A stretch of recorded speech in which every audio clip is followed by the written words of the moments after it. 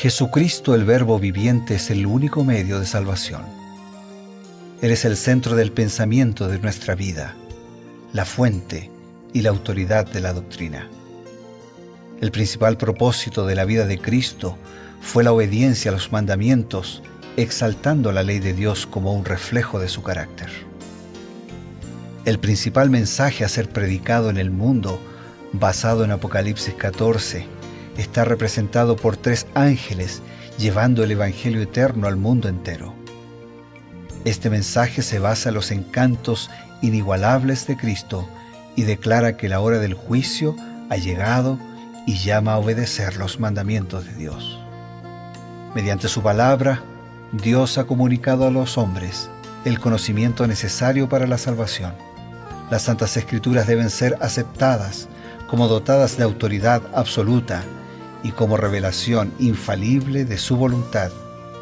Y aunque el canon de las Escrituras inspiradas está cerrado, el Espíritu Santo continúa iluminando, amonestando y confortando al pueblo de Dios a través del testimonio de Jesús, el Espíritu de profecía. El camino a la vida se traza a través de un camino angosto que debe ser recorrido con confianza en las promesas que Dios dejó a hombres y mujeres fieles que dedicaron sus vidas hasta la muerte por el Evangelio eterno. Los fundadores de la Iglesia soñaron con el día en que la revelación sería una realidad en sus vidas.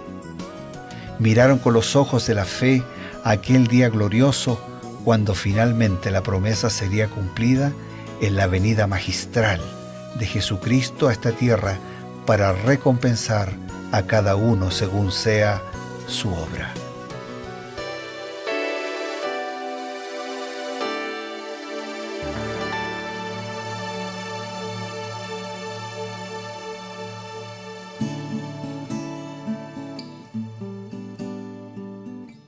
Nos encontramos una vez más aquí en su programa Revivados por su Palabra.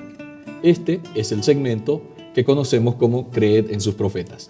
Cada día nos encontramos para comprender, para profundizar, para entender mejor la palabra de Dios. Un capítulo por día es la meta de Revivados por su Palabra. Y acompañando el capítulo por día, tenemos el estudio del Espíritu de Profecía con el pastor Bruno Razo. Bienvenido, pastor. Muchas gracias, Pastor Eber. Hoy, Números capítulo 3. Como siempre, buscamos la bendición de Dios, la orientación del Señor, repasando no solo la historia del pasado, sino también buscando aplicar a nuestra vida lecciones y principios que aparecen en los registros del Señor.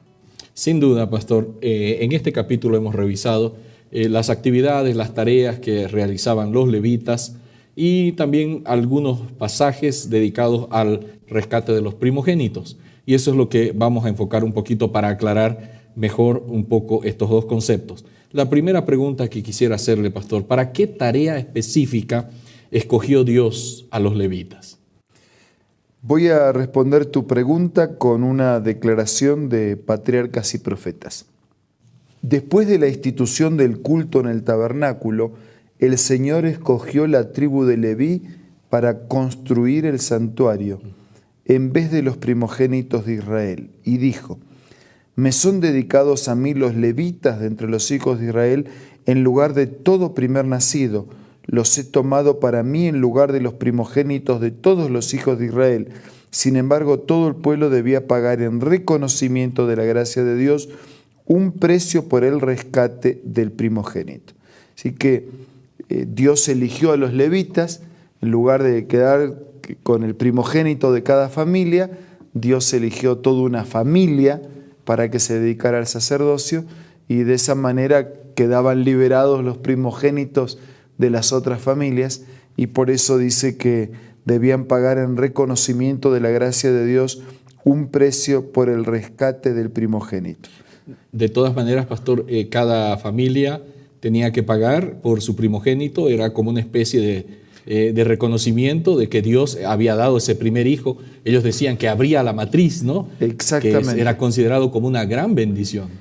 Sí, era una expresión de gratitud, era un reconocimiento a la intervención de Dios, y era muchas gracias, Señor, por este presente.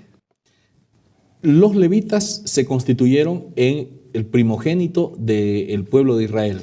Desde el punto de vista espiritual, desde el punto de vista religioso, como líderes religiosos. Pero no eran en sí, porque Leví no había sido el primero de los hijos de Jacob, había sido Rubén. Exactamente, fue por selección de Dios. Y Dios los eligió a ellos para ser los líderes espirituales religiosos de su pueblo. Ahora dice que estos levitas se encargaron de construir el santuario y posteriormente de instaurar todos los servicios y oficiar dentro del santuario esos servicios religiosos. Claro, como líderes religiosos no solamente eran los portavoces del mensaje de Dios, sino también eran los que dirigieron todo la preparación del santuario, del tabernáculo, la construcción, y después quienes dirigían todo el ritual y los cultos. El libro de Levíticos está centrado en eso, en los cultos, en la adoración a Dios, en el reconocimiento de las promesas del Señor. Los sacrificios, todas las leyes, todo lo que comprendía, que sería en realidad un sistema pedagógico para enseñar verdades más profundas. Sí, algunos hablan de Levítico como el embrión del Evangelio. Dice, ¿cómo en todo eso, que rituales, que sacrificio, que ofrenda, que muerte, y como el embrión del Evangelio? Es que eso es el Evangelio. El Evangelio es la muerte inocente del Hijo de Dios para pagar la culpa y la consecuencia de mi pecado y darme a mí una oportunidad. O sea, es una sustitución. La paga del pecado es la muerte. Era yo el que tenía que morir, pero Jesús, que no tenía que morir, que no tenía pecado y que tenía vida propia, ocupó mi lugar. O sea, Él me sustituye, Él ocupa mi lugar para que yo también tenga la oportunidad de vivir. Yo estaba condenado a morir, Él murió para que yo pueda vivir. Quiere decir que un ser inocente muriendo en lugar de un ser que no era inocente, que era culpable. Claro, igual que aquellos corderitos, animalitos sacrificados eran inocentes. Claro. O sea, ¿qué tiene que ver con el pecado de las personas? No tenía nada que ver. Era una ilustración del Cordero de Dios inocente que no tenía nada que ver con nuestros pecados, pero que muere para pagar y para redimirnos de nuestros pecados. Qué bueno. Realmente eso nos ayuda a entender ese gran plan de salvación que Dios instauró. Habíamos dicho que los levitas eran los primogénitos, estaban en lugar de los primogénitos de todos los hijos de Israel, pero no quitaba el hecho de que también los israelitas tenían que traer los primogénitos de sus animales. Cuando una vaquita, digamos, paría, si era el primero, le pertenecía también a Dios, incluso de los animales, de sus cosechas, de su trigo, de su aceite, de su vino. La primera parte de la cosecha era como la primicia, el primogénito, y tenía que entregar a Dios. ¿Cómo se diferenciaba entonces esas primicias, esos primogénitos, en relación a las demás ofrendas? Voy a leer otra declaración de patriarcas y profetas. Se apartaban para Dios las primicias de la lana cuando se trasquilaban las ovejas, del trigo cuando se trillaba, del aceite y del vino. De idéntica manera se apartaban los primogénitos de los animales y se pagaba rescate por el hijo primogénito. Las primicias debían presentarse ante el Señor en el santuario y luego se dedicaban al uso de los sacerdotes. Así que había una diferencia del primogénito, de las primicias, de lo primero que era entregado a Dios y que era utilizado por los sacerdotes, porque hacía su sostén y a su mantenimiento. Claro. Esos sacerdotes que Dios había elegido para que lideraran espiritual y religiosamente a su pueblo. ¿Tiene ahora alguna importancia el hecho de ser el primero en la familia, o es que ya no hay ninguna diferenciación en la sociedad actual? Bueno, en algunos lugares todavía, en algunas culturas todavía hay una preeminencia del primero, hay un reconocimiento del primero. En algunos lugares al séptimo hijo lo apadrina el presidente, pero desde el punto de vista espiritual no hay una preeminencia. Todos, padres, hijos, hermanos, todos sin excepción, frente a un Dios que no hace acepción de personas, nos recibe y nos busca a todos por igual.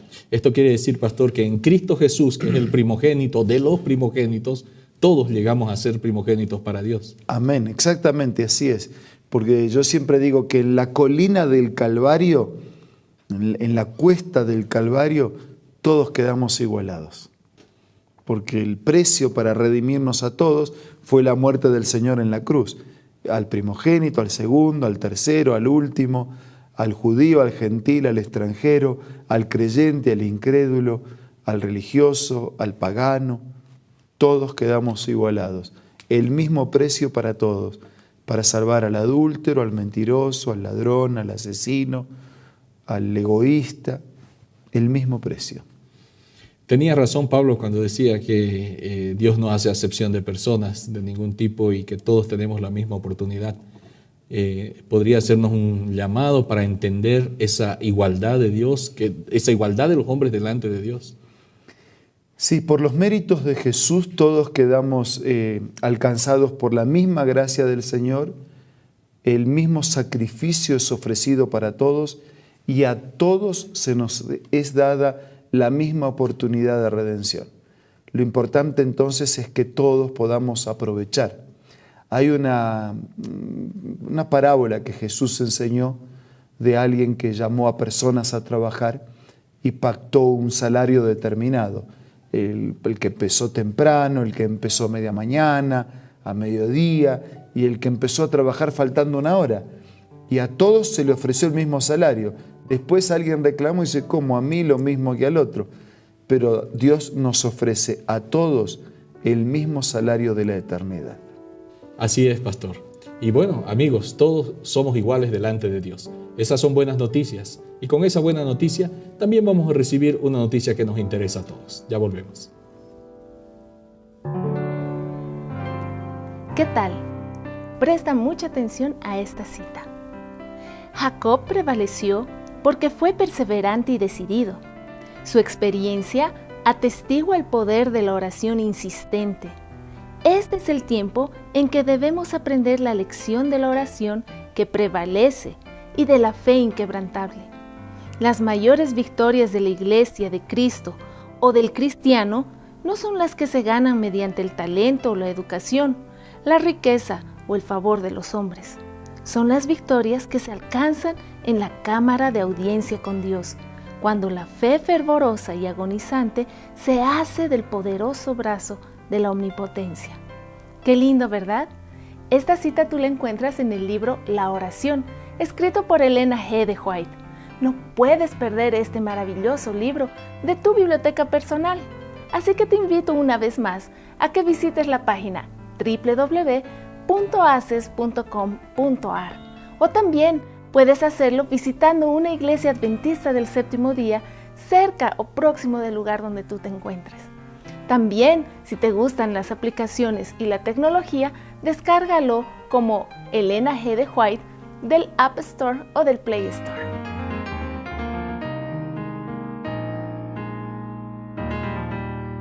Volvemos, pero para una tarea específica.